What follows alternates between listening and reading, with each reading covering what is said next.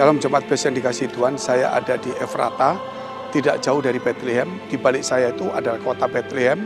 Di bawah ini peninggalan-peninggalan dari zaman dulu. Sebelah kiri saya nanti itu goa yang diyakini adalah tempat para gembala. Lukas pasal 2, yaitu ketika gembala-gembala sedang di padang, maka tiba-tiba malaikat Tuhan turun kepada mereka dan mereka berkata dan memuji Tuhan dan berkata kepada mereka bahwa hari ini telah lahir bagimu Tuhan Juru Selamat Kristus Tuhan di kota Daud, dan dikatakan berita sukacita bagi seluruh umat manusia. Itu adalah berita yang luar biasa.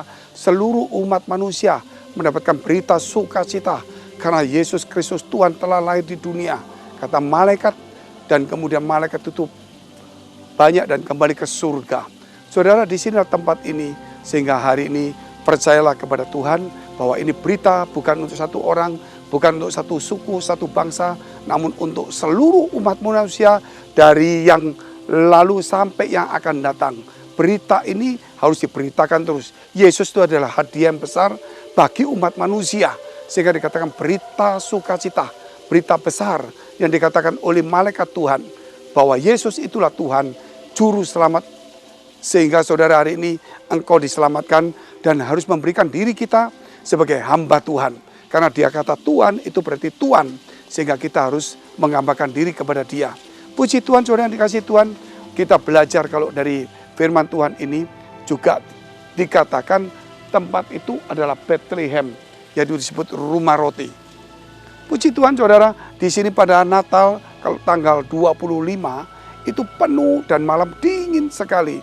Saya pernah kemari dan cuacanya dingin sampai ribuan orang di bawah-bawah di kursi-kursi itu biasanya mereka bergerombol diajar di sana tentang hal-hal kelahiran Yesus. Saudara, Yesus dikatakan Yesaya pasal 9 ayat 5 dikatakan hari ini telah lahir bagimu Kristus Tuhan, yaitu bagimu seorang anak telah diberikan kepadamu, seorang putra telah diberikan kepada kita. Lambang pemerintahan ada di atas baunya. Namanya disebutkan penasihat ajaib, Allah yang perkasa, Bapa yang kekal, Raja damai. Besar kekuasaannya, tidak terhingga. Dialah Kristus Tuhan yang disebutkan oleh para malaikat itu di tempat ini. Saudara kasih Tuhan, juga dalam Mika pasal 5 ayat 1 dikatakan, hai Bethlehem Efrata, yaitu di tempat engkau akan lahir seorang raja besar yang pemerintahnya sejak purbakala. Saudara, inilah Bethlehem dan Efrata.